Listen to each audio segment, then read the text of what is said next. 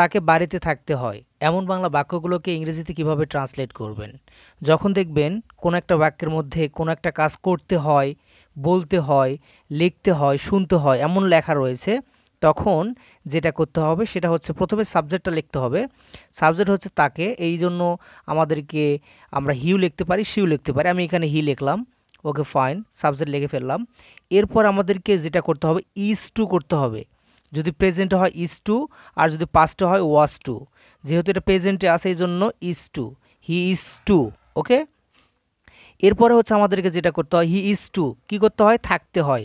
এই থাকা ইংরেজি হচ্ছে স্টে, STAY, স্টে।